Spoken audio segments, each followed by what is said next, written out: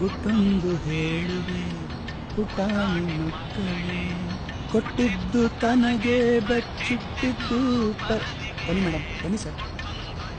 ಒಂದು 3 ಟೀ ಕೊಡಿ. 3 Tina sir? ಅದ್ರಲ್ಲೊಂದು ginger tea ಕೊಡಿ. ಹಬ್ಬಾ, ಯಾಕೋ ತುಂಬಾ ತಲೆ ನೋವ್ತಿದೆ. ಯಾಕೆ? ನಿನ್ನೆ ರಾತ್ರಿ ಬೇರೆ ನಿದ್ದೆ ಸರಿಯಾಗ್ಲಿಲ್ಲ. ನೆಕ್ಸ್ಟ್ ಮಂತ್ ಹಾಳಾದ ಮೆಡಿಕಲ್ ಕಾನ್ಫರೆನ್ಸ್ಗೆ ಹೋಗ್ಬೇಕು, ಅದು US ಗೆ. ವೀಸಾ ಕ್ಯೂನಲ್ಲಿ ನಿಂತು ನಿಂತು ಸೊಂಟ ಎಲ್ಲ ಬಿದ್ದು ಹೋಗಿದೆ. As if we doctors get sleep even otherwise. Sir, ಇದು ginger. Oh, thank you. Demonetisation ಆದ್ಮೇಲಂತೂ ಕೆಲವರಿಗೆ ನಿದ್ದೆ ತುಂಬಾ ಕಡಿಮೆ ಆಗ್ಬಿಟ್ಟಿದೆ. ಅರೆ, ವಾಟ್ ನಾನ್ಸೆನ್ಸ್! ಅದಕ್ಕೆ ಯಾಕೆ ನನಗ್ ನಿದ್ದೆ ಕಮ್ಮಿ ಆಗ್ಬೇಕು? I did have any block money. Okay okay, ನಿಮ್ಗೆ ಹೇಳಲಿಲ್ಲ ಡಾಕ್ಟ್ರೆ. ಮತ್ತೆ ನನ್ಗ ರಿಲ್ಯಾಕ್ಸ್ ರಿಲ್ಯಾಕ್ಸ್ ರಿಲ್ಯಾಕ್ಸ್. ಯಾಕೆ ಅಷ್ಟು ಎಕ್ಸೈಟ್ ಆಗ್ತಾ ಇದ್ದೀರಾ? You are Ganga, you are Ganga, you are Ganga. You are ಮಂಗ, ಯು ಆರ್ ಮಂಗ, ಯು ಆರ್ ಮಂಗ. ಬಂದ್ಬಿಟ ಡಾಕ್ಟರ್ ವಿಜಯ್ ಥರ. ಬ್ರಾಡ್ಲೆ ಅವರ ಶಿಷ್ಯ. It's okay. Jokes apart, it's good that something better is happening in the country. Yeah, actually. So we should support it, right? ಏನ್ ಗುಡ್ಡು, ಏನ್ ಬದ್ನೆಕಾಯೋ. ಯಾರೋ ಒಂದ್ 5% ಜನ ಬ್ಲಾಕ್ ಮನಿ ಇಟ್ಟಿದ್ದಾರೆ ಅಂತ ಉಳ್ದಿರೋ 95% ಪಾಪ್ಯುಲೇಷನ್ ಯಾಕೆ ಒದ್ದಾಡ್ಬೇಕು ಅಂತೀನಿ. Excuse me.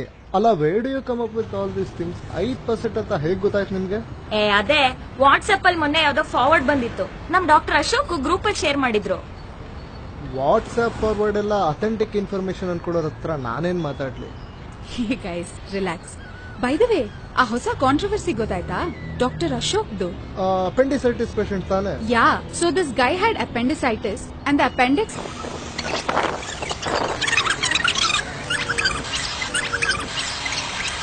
Stupid. These Google patients, I tell you, are the most irritating. ಗೊತ್ತಾ? Actually. ಅಲ್ಲ, ನಮ್ ಕೆಲ್ಸನ ನಮಗ್ ಮಾಡಕ್ ಬಿಡ್ಬೇಕು ತಾನೆ. We know our job the best. Exactly. ನಡೀರಿ, ಹೊರಡೋಣ. ಬೇಗ ಕೆಲ್ಸ ಮುಗಿಸಿ ಮನೆಗ್ ಹೋಗಿ ಮಲ್ಕೊಂಡ್ರೆ ಸಾಕಾಗಿದ್ಯಪ್ಪ. I really need a break. ಉಸಿರಾಡಕ್ಕೂ ಟೈಮ್ ಇಲ್ಲ, ಅಷ್ಟು ಕೆಲ್ಸ ಇದೆ. ಯಾವ್ದಾದ್ರೂ ಒಂದ್ ಹಾಲಿಡೇ ತಗೊಂಡ್ಬಿಡ್ತೀನಿ, ಒಂದಷ್ಟು ದಿನ ಆರಾಮಾಗಿದ್ಬಿಡ್ತೀನಿ.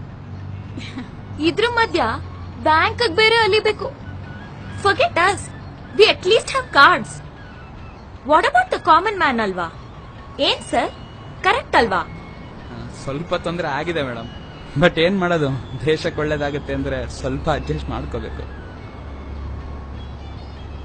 ಅಲ್ರಿ, ಯಾರು 5% ಜನ ಇಟ್ಟಿರೋ ಬ್ಲಾಕ್ ಮನಿಗೆ why should 95% of us suffer?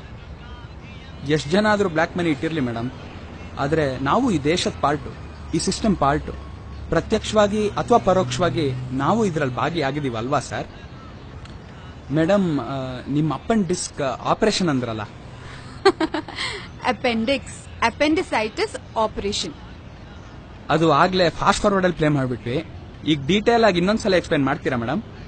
By the way, ಆ ಹೊಸ ಕಾಂಟ್ರವರ್ಸಿ ಗೊತ್ತಾಯ್ತಾ? ಡಾಕ್ಟರ್ ಅಶೋಕ್ದು.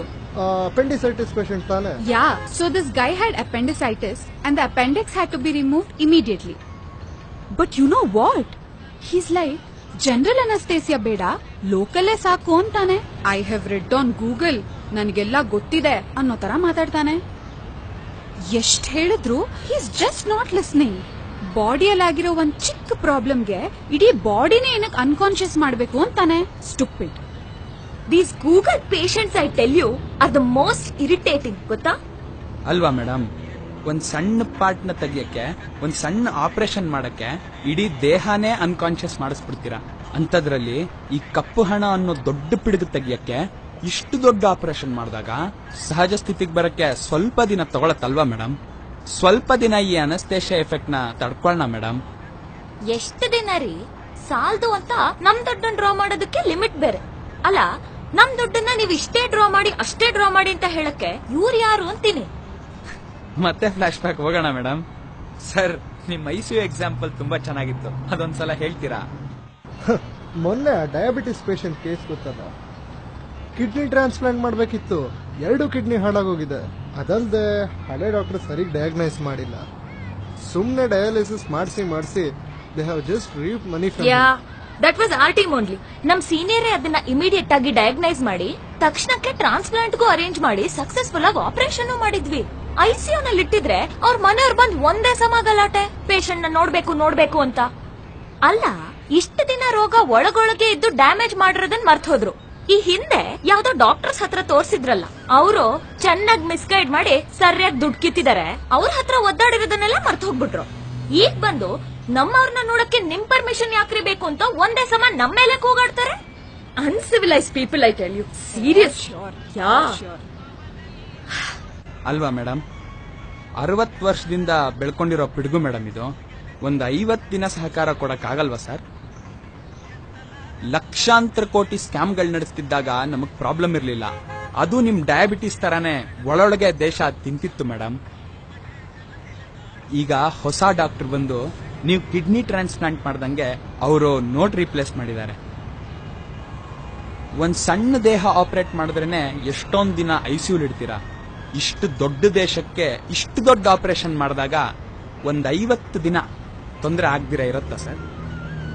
60 ವರ್ಷದಿಂದಾನೇ ಒಳಗಿಂದಾನೇ ತಿಂತಿದ್ದ ರೋಗ ಟ್ರೀಟ್ಮೆಂಟ್ ಕೊಟ್ಟು ಒಂದ್ 50 ದಿನ ದೇಶನ ಐಸಿಯುಲ್ ಇಟ್ರೆ ತಪ್ಪಾ ಸರ್? ಹೌದಪ್ಪ, ಇರೋ ಬರೋ ಕೆಲ್ಸ ಎಲ್ಲ ಬಿಟ್ಟು ಆಫ್ಟರ್ ಆಲ್ 2,000 ರೂಪಾಯಿ ತಗೊಳಕ್ಕೋಸ್ಕರ ಕ್ಯೂನಲ್ಲಿ ಹೋಗಿ ನಿಂತ್ಕೊಂತೀವಿ. ಅದು ಯಾವ್ದೋ ಮೆಡಿಕಲ್ ಕಾನ್ಫರೆನ್ಸ್ಗೆ ವೀಸಾ ಕ್ಯೂನಲ್ಲಿ ನಿಂತವರು ನೀವೇ ಅಲ್ವಾ ಮೇಡಮ್? ಸರ್, ಆ ಮಾತೆಲ್ಲ ಬೇಡ. See, we are not blaming the move. In fact we all are supporting it. ಆದ್ರೆ ನಾನ್ ಅನ್ಕೊಂಡಿದ್ದೇನ್ ಗೊತ್ತಾ, they could have flushed in more 100s and 500s to the bank. ಸ್ವಲ್ಪ ಇನ್ಕನ್ವೀನಿಯನ್ಸ್ ಕಮ್ಮಿ ಆಗಿರ್ತಿತ್ತು. They could have been a little more prepared ಅಂತ ಅನ್ಸುತ್ತೆ. ಮಾತಲ್ಲೇ ಮನೆ ಕಟ್ಟೋ ದೇಶ ಮೇಡಮ್ ನಮ್ದು. ಅಲ್ಲ ಮೇಡಮ್, ಈ 10 ನಿಮಿಷದಲ್ಲಿ ನಿಮ್ಮ ಆಸ್ಪತ್ರೆಯಲ್ಲಿ ಏನೇನ್ ನಡೆಯುತ್ತೆ ಅಂತೆಲ್ಲ ಸೀಕ್ರೆಟ್ಸ್ ನ ಒಬ್ಬ ಟೀ ಅಂಗಡಿಯವನ್ ಮುಂದೆ ನೀವೇ ಬಿಚ್ಚಿಟ್ರಿ. ಅಷ್ಟ್ ಈಸಿಯಾಗಿ ಸೀಕ್ರೆಟ್ಸ್ ಲೀಕ್ ಆಗೋ ದೇಶ ನಮ್ದು. ಸುಮ್ನೆ 100ರನ್ನ 500ರನ್ನ ಬ್ಯಾಂಕ್ ತಳ್ಬಿಟ್ಟಿದ್ರೆ ಪ್ರಶ್ನೆಗಳು ಉದ್ಭವ ಆಗ್ತಿರ್ಲಿಲ್ವಾ ಸರ್?